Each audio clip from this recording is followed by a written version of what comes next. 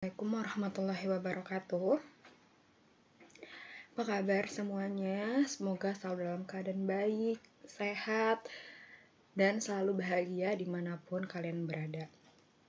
Oke, masuk materi terakhir di kimia kelas 10, yaitu elektrolit dan redoks. Ini adalah sebenarnya materi di awal semester 2, namun Ibu mundurkan di materi terakhir karena menurut Ibu lebih baik kita ngejar elektrolit dan redoks dibandingkan harus mengejar di stoikiometri gitu. Jadi ini materi terakhir. Nah, ada sayangnya karena seharusnya elektrolit ini harus melakukan praktikum. Namun karena pandemi ini tidak memungkinkan untuk kita berada di lab. Padahal kalau kita praktikum, mungkin kali pertama kita praktikum kimia di kelas 10. Namun tidak apa-apa, karena pandemi ini kita doakan segera berakhir. Oke, nah, pertama kali elektrolit itu disebut dengan larutan. Jadi larutan adalah campuran homogen dua jenis zat atau lebih dengan berbagai perbandingan komposisi dan memiliki sifat-sifat seperti komponen penyusunnya.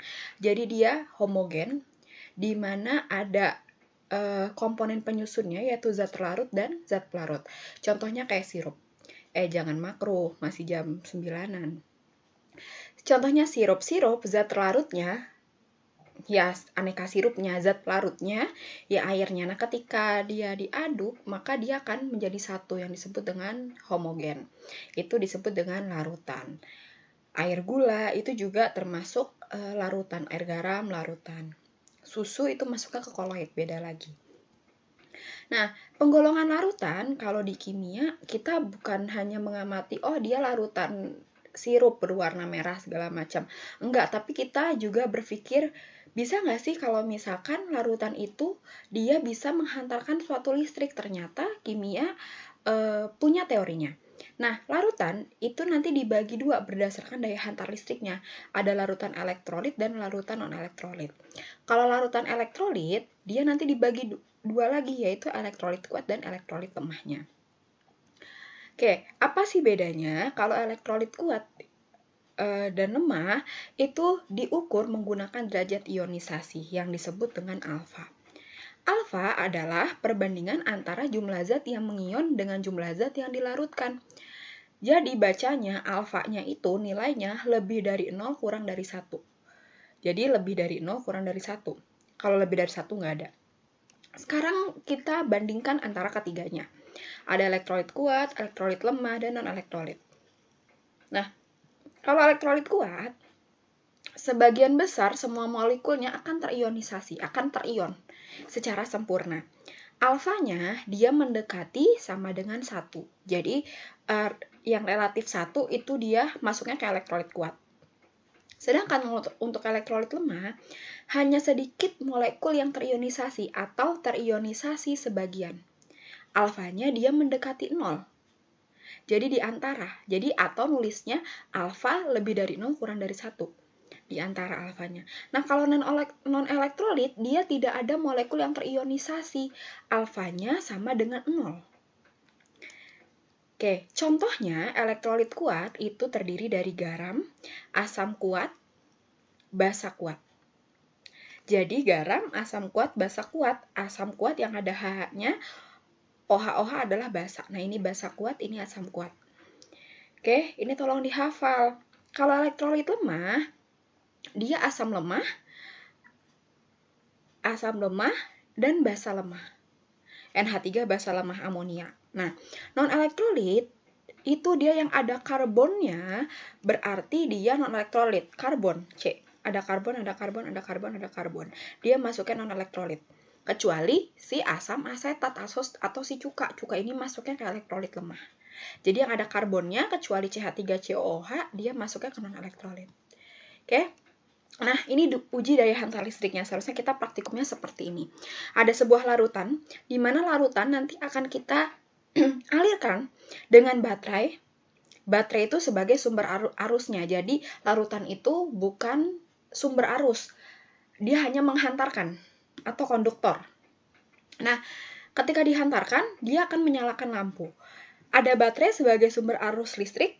Di sini ada batang elektroda, atau kalau kita bisa pakai paku kalau mau praktikum, atau bisa pakai isi pensil, tapi isi pensilnya yang tebal gitu. Itu batang elektroda. Nah, di sini lampu. Ketika larutan elektrolit, kita masukkan larutan elektrolit, katakanlah garam dapur yang sederhana. Ketika garam dapur masuk ke sini, maka lampu akan menyala terang dan adanya ion-ion. Ion-ion menyebabkan adanya gelembung-gelembung gas di sebelah sini. Nah, kalau cuka kita ganti pakai cuka CH3COH, maka lampunya redup, ion-ionnya sedikit. Bisa jadi di sebelah sini atau bisa jadi di sebelah sini. Nah, kalau misalkan gula, air gula, ini yang sederhana ya, itu tidak ada yang ini lampu tidak menyala, ini gelembung tidak ada, jadi tidak menimbulkan reaksi apa-apa karena tidak ada yang terion. Oke, nah ini kawat, jadi dari satu baterai disambungkan ke kawat di sini lampu, baru lampu LED-nya. Nah, sehingga kita bandingkan ketiganya, elektrolit kuat lampunya tadi yang Ibu bilang terang, lampunya terang. Terus banyak gelembung gas di elektroda, tandanya dia menghantarkan listrik. Sedangkan kalau elektrolit lemah, lampunya redup, sedikit gelembung di elektroda, dia menghantarkan listrik namun dia lemah, tidak sekuat yang elektrolit kuat. Nah, non-elektrolit, lampunya tidak menyala, tidak ada gelembung gas, berarti dapat kita simpulkan dia tidak menghantar.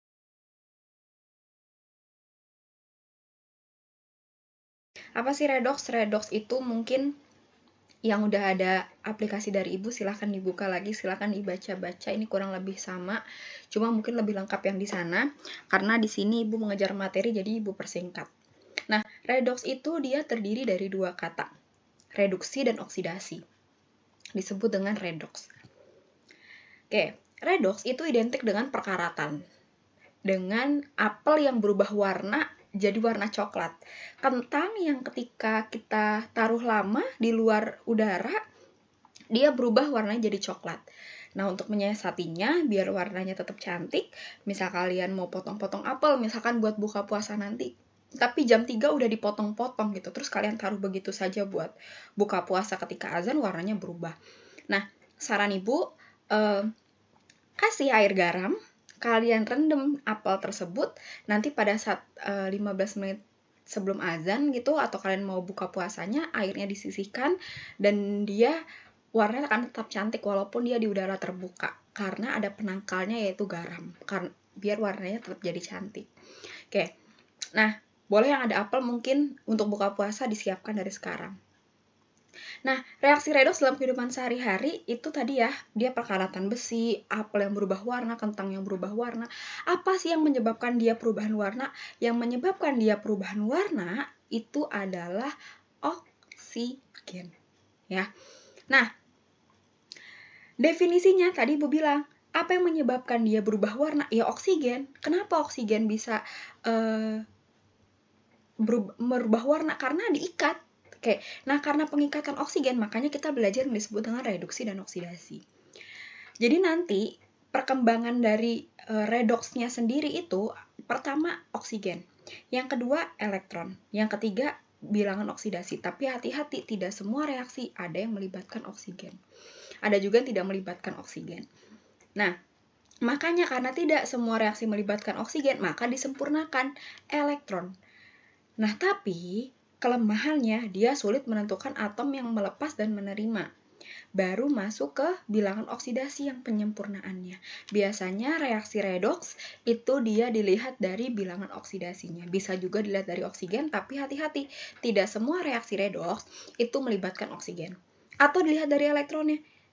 Hati-hati, dia tidak semua reaksi bisa diketahui dengan jelas kapan dia melepas, kapan dia menerimanya. Maka pakai bilangan oksidasi. Ini primadona dari si redoksnya. Nah, tadi berdasarkan pengikatan oksigen, kalau reduksi dia melepas oksigen. Jadi yang oksigennya tadi bergabung sama Fe, besi, sama karbon, dia misah dari besi. Nah, HGO dia pisah dengan si Hg-nya. Ini yang disebut dengan reduksi, melepas oksigen. Sedangkan kalau oksidasi dia mengikat oksigen.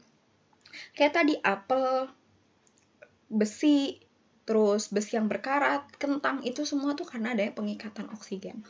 Nah, yang tadinya oksigennya dari sebelah kiri berpisah sama zat sebelumnya, maka bergabung jadi satu mereka. Oke, nah kalau dia elektron, dia menangkap elektron kalau reduksi. Menangkap elektron, melepas oksigen. Kalau oksidasi, melepas elektron, menangkap oksigen. Nah, kalau penyerapan elektronnya ada di sebelah kiri tanda panah. Di sebelah kiri tanda panah. Sedangkan yang oksidasi, dia elektronnya adanya di sebelah kanan tanda panah. Ya, dilepas itu berarti setelah terjadinya reaksi. Nah, definisi berdasarkan bilangan oksidasi, reaksi reduksi dia terjadi ada penurunan biloks, kalau oksidasi ada pertambahan biloks. Apa yang dimaksud dengan bilangan oksidasi atau biloks? Bilangan yang menyatakan muatan yang dimiliki oleh suatu atom dalam senyawa. Kayak sampai biloks ini, kalian harus menghafal unsur-unsurnya biloksnya berapa. Ada beberapa ketentuan-ketentuan biloks yang mutlak harganya. Nah, pertama, kalau dia unsurnya bebas, maka dia biloksnya 0. Apa sih unsur bebas? Unsur bebas dia yang berdiri sendiri atau dia yang berikatan tapi sejenis. Berdiri sendiri dan berikatan tapi sejenis. Fe berdiri sendiri nggak punya temennya. FeS kan ada temennya, beda cerita. Berarti kalau Fe biloksnya 0, H2 biloksnya 0, S8 biloksnya 0. Mau berapapun C10, C12, kalau dia sendiri berarti dia biloksnya 0 ya. Nah, yang kedua, ion tunggal sama dengan muatannya. Kalau ionnya tunggal sama dengan muatannya. Tapi kalau dia berikatan dengan senyawa lain. Kalau golongan utama, dia golongan 1A, 2A, 3A. Berarti biloksnya mutlak plus 1, plus 2, plus 3. Kalau dia golongan transisi, Fe, dia bisa plus 2, plus 3. Kalau Cu bisa plus 1, plus 2. Ingat penamaan tata nama senyawa yang Ibu ionkan terlebih dahulu? Nah, itu biloks dari golongan transisi. Beda-beda, tapi dia mutlak nilainya. Tergantung dari pasangan senyawanya. Nilai ini ada ketika dia berikatan sama salah satu unsur lainnya. Oke? Ingat ya, kalau golongan 1A, 2A, 3A, plus 1, plus 2, plus 3. Makanya harus dihafal. Nah, next, kalau atom logam, dia selalu positif. Kalau misalkan senyawanya sendiri nih, misalkan Fe2+, berarti muatannya mutlak plus 2. Kalau ada muatan, otomatis biloksnya plus 2, plus 1. S-2, min 2. Kalau dia nanti ada sendiri, tapi dia ada muatannya, ikutin biloksnya, ikutin muatannya. Sekali lagi, kalau dia ada unsur, terus dia ada muatannya, tapi unsurnya sendiri nih kayak gini, Fe2+, maka langsung ikutin muatannya, bukan nilainya 0. Oke? Next. Bilangan H itu muatannya plus 1, kecuali namanya hidrida. Hidrida itu yang berikatan dengan logam. Kenapa logam dia beda nilainya yaitu min 1? Karena kita lihat nih, HCl. Cl-nya kan tadi belum ada di ketentuan. Berarti H-nya mutlak plus 1. Kalau dia NaH, Na kan tadi udah ada di sini. Dia plus 1. Ini urutan ya. Kalau dia udah ada, berarti plus 1-nya udah ada, sisanya min 1. Biar muatannya sama dengan 0 kan di sini. Tuh. Jadi H-nya dia min 1. Jadi H yang berikatan dengan logam, mau dia golongan 1, 2, 3, berarti mutlak H-nya itu adalah min 1. Sedangkan kalau oksidasi, dia O-nya nilainya adalah min 2. Kecuali ketika dia berikatan dengan H, H-nya kan di sebelumnya ada di aturan keempat, berarti dia O-nya min 1. K juga min setengah. Kalau F, dia plus 2. Ini tolong diingat. Ya. Kalau dia berikatan sama H, berarti oksigen langsung min 1. Kalau dia berikatan sama logam, berarti dia min setengah. Kalau dia berikatan sama fluor atau F, dia pasti O-nya jadinya plus 2. Tapi di luar ini, O-nya adalah min 2. Next, aturan penentuan biloks. Bilangan oksidasi unsur-unsur logam 7A dalam senyawa biner. Biner itu artinya 2 unsur jadi 1 senyawa. Biner 2 unsur jadi 1 senyawa adalah -1. Golongan 7A dia -1. Ya. Cl dia -1. F -1.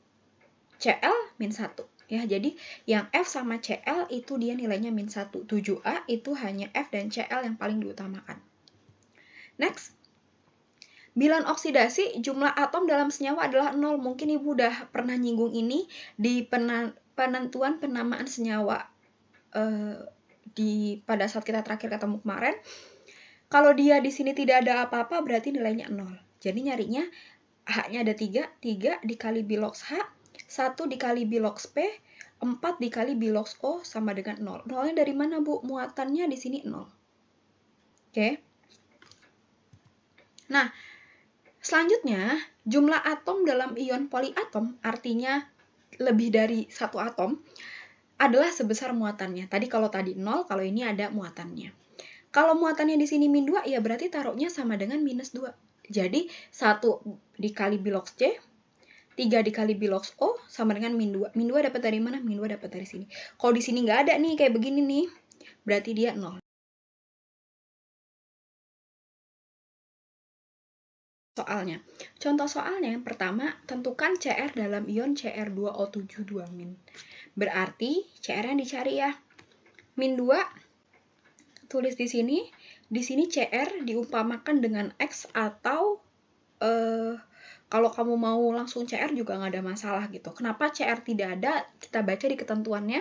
Di ketentuan bilox tadi Cr itu tidak ada di ketentuan bilox, maka harus kita cari.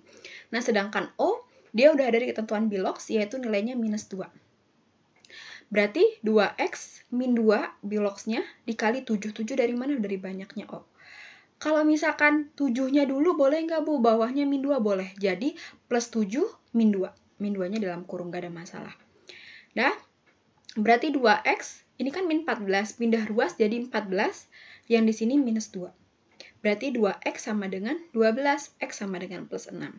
Sedangkan Cr dalam ion CrO4, 2-, di sini -2, O-nya biloxnya -2, 4-nya biasa. Jadi X 8 min 2 sama dengan plus 6. Nah,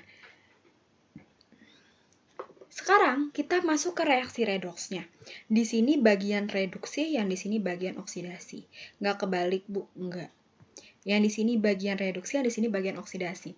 Kooksidator, kan oksidator adalah zat yang mengalami reduksi. Kalau reduktor, zat yang mengalami oksidasi. Nah, kalau oksidator tadi ya, dia yang mengalami reduksi yang letaknya di sebelah kiri tanda panah. Sedangkan reduktor zat yang mengalami oksidasi yang letaknya di sebelah kiri tanda panah. Jadi yang ada tor-tornya berarti dia letaknya di sebelah kiri tanda panah. Sedangkan hasilnya, hasil reduksi ya di sebelah kanan tanda panah yang mengalami reduksi. Kalau hasil oksidasi adalah zat yang mengalami oksidasi yang letaknya di sebelah kanan tanda panah. Contoh redoks. Ya, Al dia biloxnya 0. Fe2O3, O-nya kan tadi mutlak min 2 nih. Berarti kamu cari Fe-nya, dapat plus 3. Al2O3, O kan muatannya mutlak min 2. Al nggak tahu berapa, maka dia disebut, kalau dihitung dia plus 3. Fe 0. Al kenapa 0? Al dan Fe dia unsur bebas, berdiri sendiri, mandiri. Berarti dia 0, 0. Ya, karena dia unsur bebas. Nah, ingat bilox naik, oksidasi, bilox turun, reduksi. Bilox naik, oksidasi, bilox turun, reduksi. Kita matchkan atau hubungkan ya, pasangkan. Al-nya 0. Al sama Al nih, Al-nya plus 3. Dari mana plus 3? Dari hasil perhitungan. Nah, 0 plus 3, biloxnya naik, disebut dengan oksidasi. Sedangkan yang ini, Fe-nya dapat tadi plus 3, Fe yang di sini 0.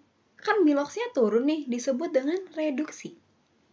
Oke, baru kita menentukan reduktor, oksidator, hasil oksidasi, hasil reduksi. Reduktor, dia tor ya, berarti letaknya di sebelah kiri tanda panah yang mengalami oksidasi. Siapa yang mengalami oksidasi? Yang ini, yang merah ini nih. Tor letaknya di sebelah kiri tanda panah. Ini apa ini ya? Kan kalau di kiri berarti Al. Kalau oksidator, Tor yang mengalami reduksi. Di sebelah kiri tanda panah, reduksi yang ini nih. Siapa ya tornya? Tornya di sebelah kiri tanda panah, berarti Fe2O3. Kalau hasil oksidasi, ya oksidasi, berarti Al2O3. Hasil reduksi, berarti yang mengalami reduksi yang unsurnya adalah Fe. Oke, contohnya. Tentukan reduktor, oksidator, hasil reduksi, hasil oksidasi dari persamaan reaksi berikut. Nah, berarti ada Mg, ada CuSO4, ada MgSO4, ada Cu. Oke, sekarang kita cari. Kiri dulu biloxnya berapa, kanan dulu biloxnya berapa. Dalam reaktan, Mg unsur bebasnya, Mg disebut dengan unsur bebas yang biloxnya 0. Ingat, Mg unsur bebas. Kenapa? Bukannya plus 2, bukannya dia golongan 2. Enggak, karena dia berdiri sendiri, mandiri. Nah, CuSO4 berarti dia kan terdiri dari Cu2 plus ditambah SO4 2-. Dapat dari mana, Bu? Lihat tata nama senyawa, SO4 muatannya 2-, berarti Cu muatannya 2 plus. Nah, bilox Cu-nya kita sendiri-sendiri dulu nih. Bilox Cu-nya kan dia ada muatannya, berarti mutlak plus 2 dari muatannya. Kalau bilox S dari SO4 2-, kenapa nggak O-nya aja dicari? O itu biloxnya mutlak, ada di ketentuan bilox. Berarti di sini min 2, S yang dicari min 2 dikali 4. Min 2 dapat dari mana? Biloxnya O, min 2. 4 dapat dari mana? Banyaknya oksigen. Jadi S min 8 sama dengan min 2. Jadi S sama dengan plus 6. Sekarang kita yang dalam produknya. Ada Cu. Cu-nya kan dia unsur bebas nih. Mandiri. Dia 0. MgSO4 kita jabarin. Mg2 plus sama SO4 2-. Bilox Mg-nya plus 2 dapat dari mana? Dari muatannya. Bilox S dan SO4 2-. Dan dalam SO4 2- ya maksudnya. Berarti kita cari nih sama kayak gini. Berarti S-nya dapat plus 6. Oke, kita udah dapat masing-masing unsurnya.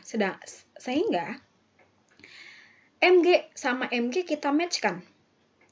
Mg 0, MgSO4 plus 2.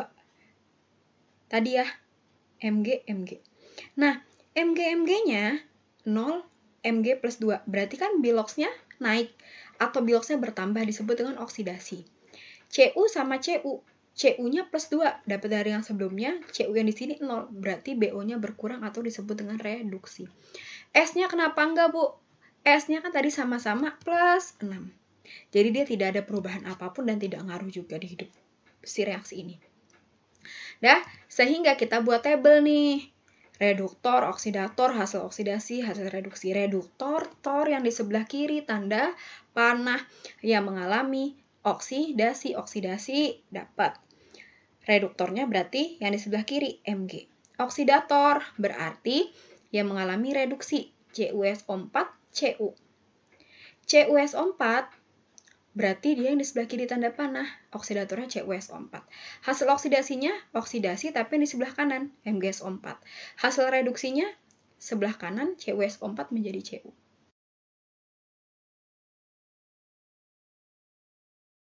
Oke, next autoredox. Autoredox itu yang mengalami reaksi secara auto. Berarti kalau auto langsung ya. Nah, ada dua, disproporsionasi dan komproporsionasi. Disproporsionasi reaksi redoks di mana oksidator dan reduktornya adalah zat yang sama. Oksidator dan reduktornya adalah zat yang sama. Oke, contohnya Cl2 ditambah 2NOH menjadi NaCl ditambah NaClO ditambah H2O. Kok bisa? Nanti akan Ibu jelaskan satu persatu. Next, reaksi komproporsionasi, di mana reaksi redoks, hasil reduksi, dan oksidasinya adalah zat yang sama. Jadi kalau disproporsionasi, oksidator dan reduktornya sama, kalau komproporsionasi, hasil reduksi dan hasil oksidasinya sama. Oke, contohnya tadi ya, disproporsionasi yang ini reaksinya. Kita cari masing-masing terlebih dahulu. Dalam reaktan katakanlah Cl2-nya, unsurnya bebas, 0, dia homogen atau bukan sejenis Cl ya, homogen atau dia berikatannya sejenis LGBT mungkin. Nah, NaOH, Na-nya merupakan golongan 1A, berarti dia biloxnya plus 1, O-nya dia mutlak min 2, H-nya plus 1. NaOH tidak usah dicari lagi karena semua sudah ada di ketentuan biloxnya masing-masing. Nah, Next, dalam produknya ada NaCl, berarti plus 1 ditambah Cl sama dengan 0. Cl sama dengan minus 1. NaClO sama dengan plus 1 ditambah Cl ditambah minus 2. Cl-nya yang dicari. Ya, jadi Cl itu belum pasti. Jadi yang diutamakan adalah F itu pasti minus 1. Tapi kalau Cl, itu kalau masih bisa dicari, maka kita cari. Gitu. Nah, Cl-nya sendiri 2 min 1. Cl sama dengan 1. Oke, H2O, H-nya plus 1, O-nya min 2. H2O udah nggak usah dicari lagi, karena kan semuanya udah ada di ketentuan Bilox. Oke, sehingga Cl-nya tadi nih 0, NaOH kan nggak ada yang dicari ya. NaCl, tadi Cl-nya minus 1, NaClO dia plus 1. Oke, berarti di sini Bilox-nya turun. Kalau Bilox turun disebut dengan reduksi. Bilox-nya naik karena sama-sama Cl. Dia plus 1. Ya, Bilox-nya naik disebut dengan oksidasi. Oksidator dan reduktornya adalah Cl2. Jadi reaksinya disebut disproporsionasi. Nah, kalau proporsionasi, ini tadi contohnya ya, contoh senyawanya. Kita cari satu-satu H2S, di mana H itu plus 1 Bilox-nya dikali 2, karena ada 2 ditambah S sama dengan 0. Jadi 2 ditambah S, S-nya sama dengan minus 2. Sedangkan SO2, S ditambah 2, ini Bu bolak-balik nih. 2 karena dia di sini 2, Bilox-nya minus 2 sama dengan 0. S min 4 sama dengan 0, berarti S sama dengan plus 4. Ya, 2 karena banyaknya O, min 2 karena Bilox-nya oksigen. Dalam reaktan, S unsurnya bebas, 0. Kan mandiri. Berdiri sendiri. Nah, H2O tidak usah ada yang dicari, karena kan H udah ada, O udah ada, jadi apa yang dicari? Gitu. Nah, sehingga S-nya tadi kita dapat nih, min 2, SO4-nya dapat plus 4, sama-sama S ya. Kita cari S yang di sini. S-nya di sini 0. Boleh nggak Bu? Ini digabungkan aja kan sama-sama S? Nggak boleh. Ini dalam satu rumah. Kita harus cari yang beda rumahnya. Berarti S min 2, 0, naik kan? Dari min 2 ke 0, naik. Disebut dengan oksidasi. Ini turun. Berarti disebut dengan reduksi. Sehingga karena hasil reaksi dan hasil dari reduksi dan hasil oksidasinya sama, maka disebut dengan reaksi komproporsionasi. Oke, next ada 7 latihan soal. Silakan kalian pilih berdasarkan kesepakatan kelas, yaitu 3 nomor saja untuk Ibu bahas selanjutnya. Terima kasih. Jika ada pertanyaan, silakan di list. Semoga selalu sehat. Assalamualaikum warahmatullahi wabarakatuh.